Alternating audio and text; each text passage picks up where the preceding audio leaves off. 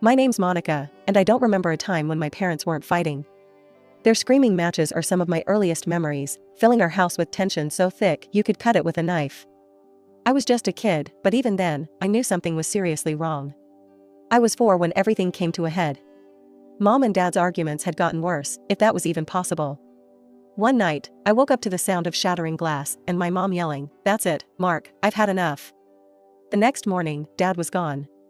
Just like that, my family was torn in two. It didn't take long for Dad to move on.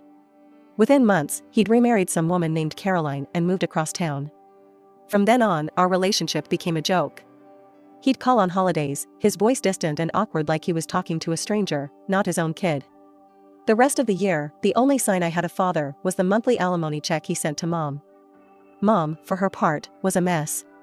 Linda Thompson, once the picture of a happy housewife, now a single mother struggling to keep it together. She threw herself into her work as a real estate agent, but it was obvious she was floundering. I was 7 when Mom started getting weird. She'd always been a bit impulsive, but this was different. One day, she came home with a bunch of books and DVDs about day trading. "This is it, Monica," she said, her eyes shining with a manic gleam that scared me a little. "We're going to be rich." For weeks, she was glued to her computer, muttering about stocks and trades. She'd forget to pick me up from school, or to make dinner. When I'd ask her to play with me, she'd wave me off. "Not now, sweetie. Mommy's working on our future." But our future wasn't looking too bright.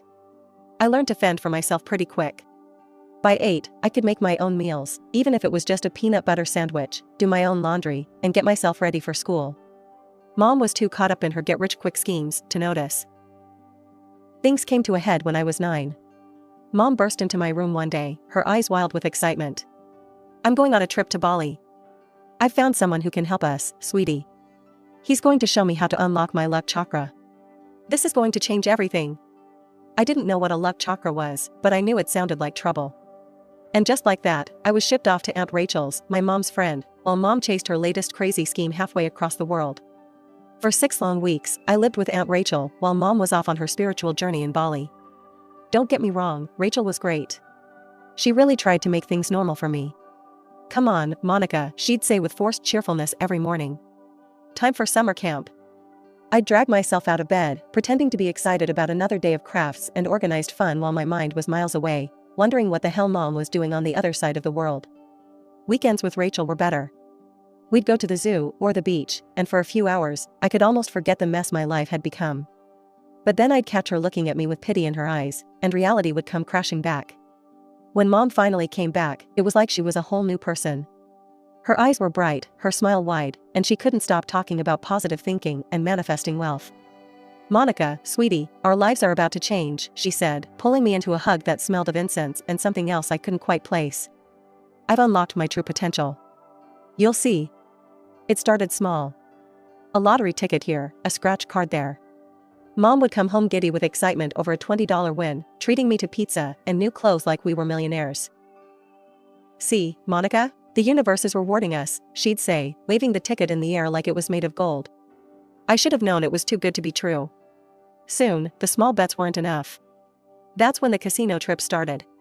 The first time she went, she came home at dawn, reeking of cigarettes and cheap perfume, but grinning from ear to ear. "I won $500, she exclaimed, throwing a wad of cash on the kitchen table. "This is just the beginning, honey. Soon, we'll be living in a mansion." I forced a smile, but my stomach was in knots. Something told me this wasn't going to end well. As the weeks went by, Mom's trips to the casino became more frequent. Sometimes she'd win, coming home in a whirlwind of manic energy, talking a mile a minute about her system and how she'd cracked the code. But more often, she'd slink in quietly, her eyes red and puffy, smelling of booze and defeat. The good days were getting rarer, and the bad days, well, they were getting a lot worse. One weekend, Mom disappeared for 2 whole days. She left me with a stack of frozen dinners and a stern warning. "Remember, Monica, this is our little secret," she said, her eyes hard. "If anyone asks, I'm not feeling well and I'm resting in my room. Got it?" When she finally came home Sunday night, she looked like hell. Her clothes were rumpled, her hair a mess, and she couldn't even look me in the eye. "Mommy just had a bit of bad luck. But don't worry, it'll turn around soon. I can feel it." But it didn't turn around. The trips got longer, the losses bigger. I started dreading the sound of her key in the lock in the early hours of the morning. A quiet entry meant a good night at the tables. A slam meant losses, and those were happening more and more often. Grandma Elizabeth was like a breath of fresh air in the suffocating mess my life had become. She lived in the next state over, but she made a point of visiting every few months. Those visits became my lifeline, a glimpse of normalcy in the chaos. But they were also incredibly stressful. The minute we got word that Grandma was coming, Mom would go into full-on panic mode. "Monica," she'd yell, already pulling out cleaning supplies. "We need to get this place in shape. Your grandmother can't see it like this." And so began the frenzied cleaning sprees. We'd spend days scrubbing, dusting, and hiding evidence of Mom's hobby. Dirty dishes that had been piling up for weeks suddenly vanished. The overflowing ashtrays were emptied, and the lingering smell of stale smoke was masked with air freshener. But the worst part wasn't the cleaning, but the lying. "Now remember," Mom would coach me, her eyes hard and serious, "everything's great. I'm doing well at work, and we're very happy. Got it?" When Grandma Elizabeth would finally arrive, I'd plaster on a fake smile and pretend everything was just peachy. But inside, I was screaming. I wanted so badly to tell her the truth, to beg her to take me away from all this. But I couldn't. I couldn't betray Mom like that. Grandma Elizabeth didn't know that the money she kept sending us, money meant for my care and education, was going straight into the casinos. Mom would cash the checks and be out the door before the ink was dry, chasing that elusive big win that would solve all our problems. As I got older, it became harder to ignore the reality of our situation.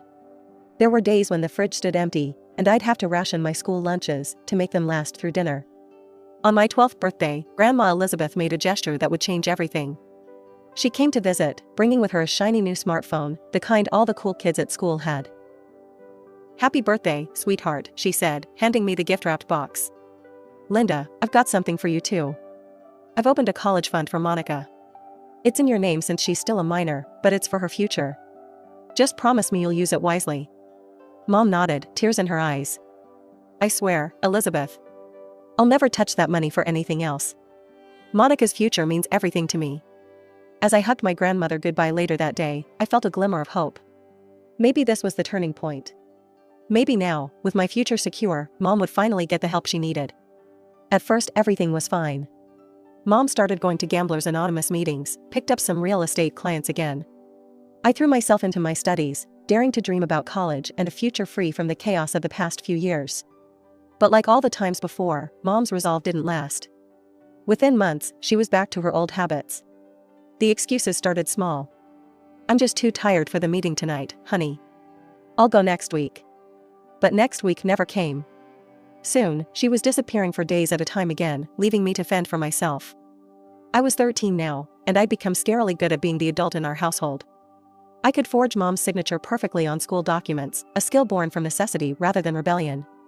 I even taught myself to cook, whipping up simple meals from whatever I could scrounge up in our perpetually bare pantry.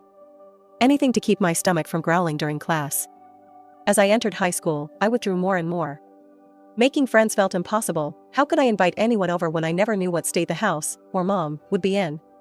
The few times I tried to open up, I was met with blank stares or awkward silence. No one could understand what my life was really like. By 16, I was desperate for some control over my life.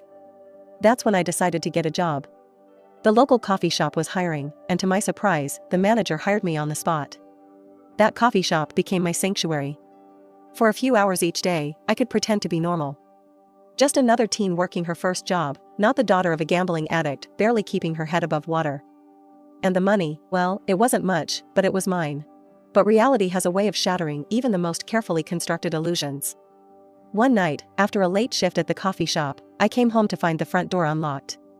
Alarm bells went off in my head immediately. Mom might be irresponsible, but she always locked the door. The house was a disaster. Clothes strewn everywhere, dishes piled in the sink, and in smell I couldn't quite place hanging in the air. Then I heard it, muffled sobs coming from the living room. I found Mom sprawled on the floor, an empty wine bottle clutched to her chest like a lifeline. She was on the phone, her words slurred and barely coherent. "I've lost everything," she was saying, her voice breaking. "Just one more chance. I know I can turn it around with one big win." My blood ran cold. I knew, with a certainty that made me sick to my stomach, what she was talking about. I waited until Mom passed out, snoring on the living room floor, before I made my move. With shaking hands, I opened her laptop. It took me a few tries to find the right banking app and guess the password.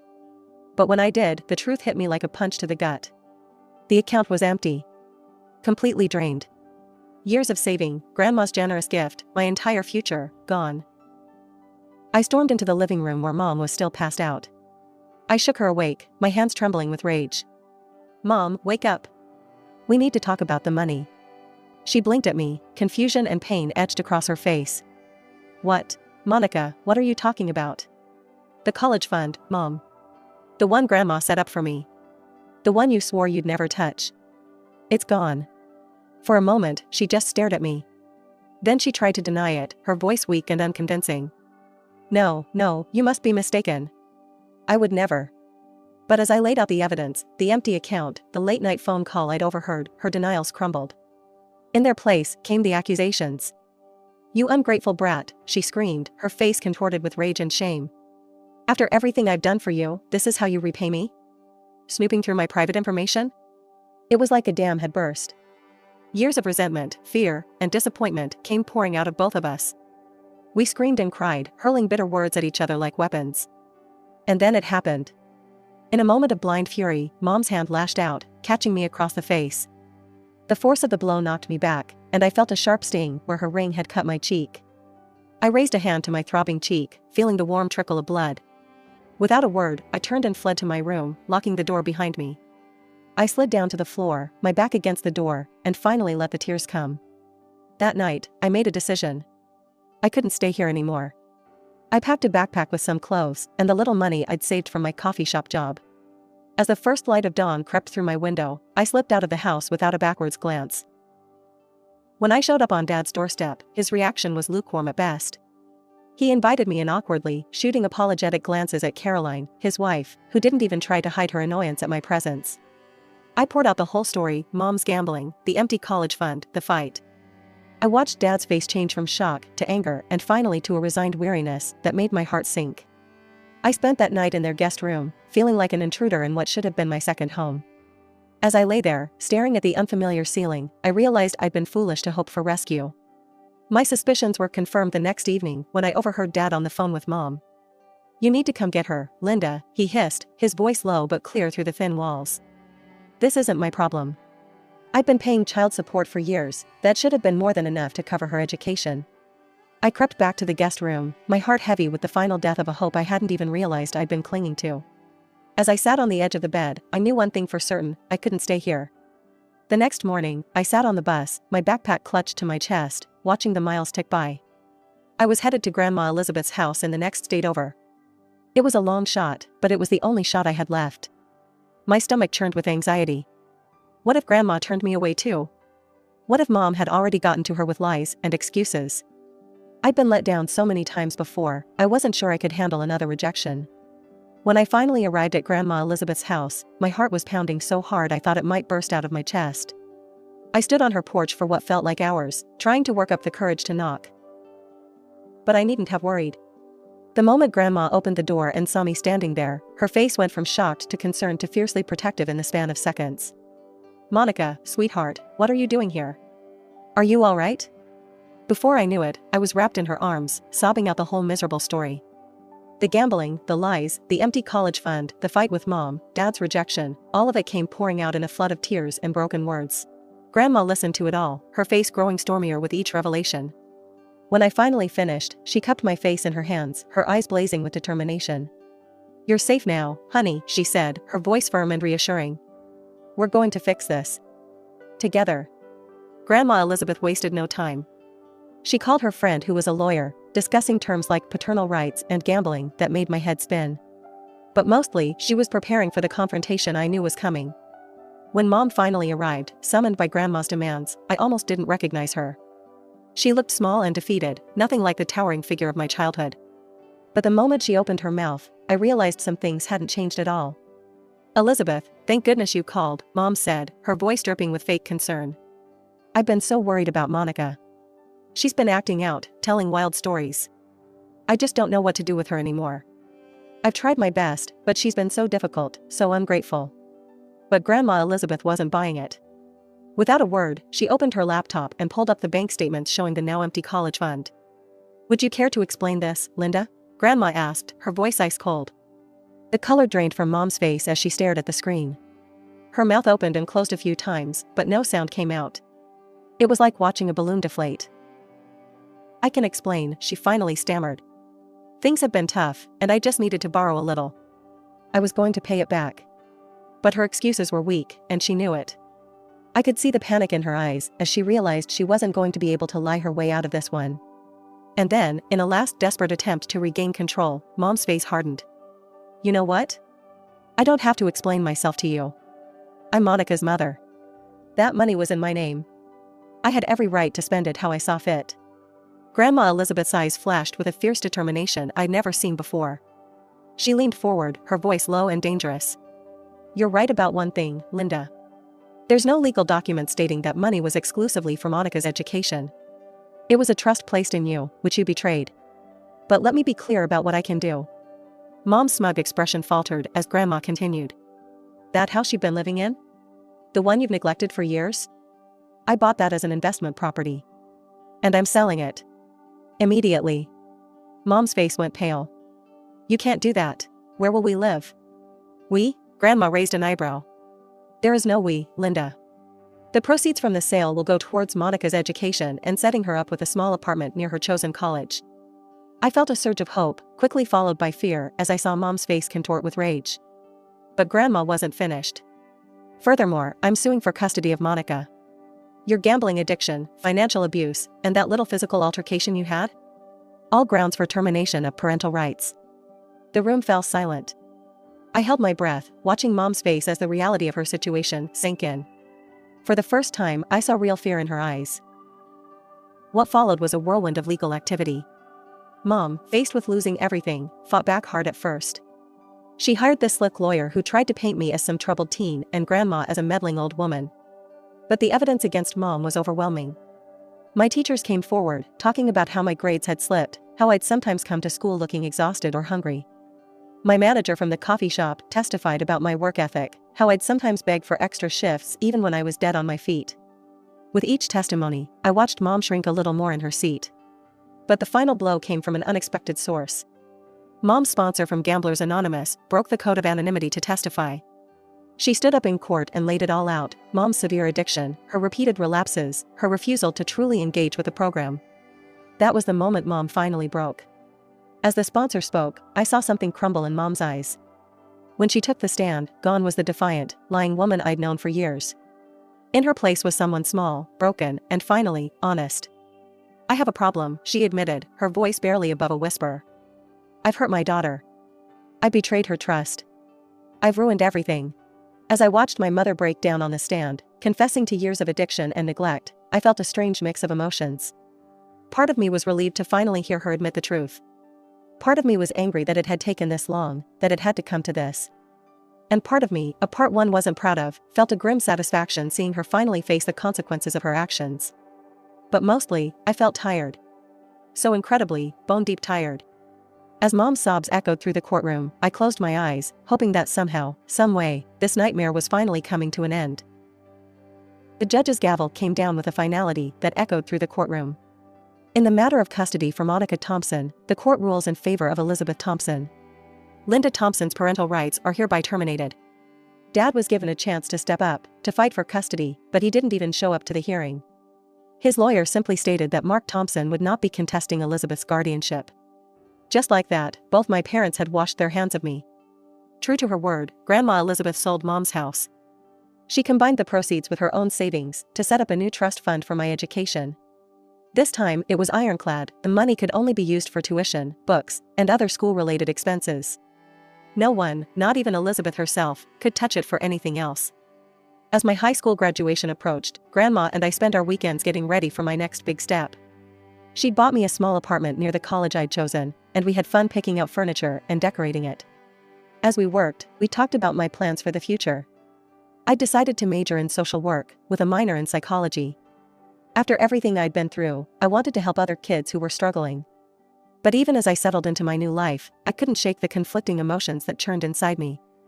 I was relieved to finally have stability, to know where my next meal was coming from and not have to worry about keeping the lights on. But I also felt guilty.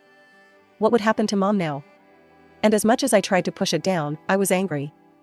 Angry at mom for her addiction, at dad for his indifference, at both of them for failing me so completely. Grandma, perceptive as always, noticed my struggle. "Honey," she said gently one day, "I think it might be good for you to talk to someone. A professional, I mean. Someone who can help you process everything that's happened." It wasn't easy. Dredging up old memories, confronting feelings I'd tried so hard to bury, some days I left my sessions feeling wrung out and raw. But slowly, I started to heal. I learned that it was okay to be angry, to be sad, to grieve for the childhood I never had. I learned that my parents' failures weren't my fault, and that I didn't owe them my forgiveness until I was ready to give it, if ever. As I packed up my things, ready to move into my new apartment and start my college journey, I made a difficult decision. I wasn't going to reach out to mom or dad. Not yet, maybe not for a long time. I needed to focus on myself, on building the life I wanted, free from their chaos and disappointment. As we drove towards my new apartment, towards my new life, I felt a weight lift off my shoulders. The road ahead wouldn't be easy, I knew that. There would be tough days, days when the old pain and anger would resurface. But for the first time in as long as I could remember, I felt hope. Real, genuine hope for my future. I was Monica Thompson. I was a survivor. And now, finally, I had the chance to become so much more.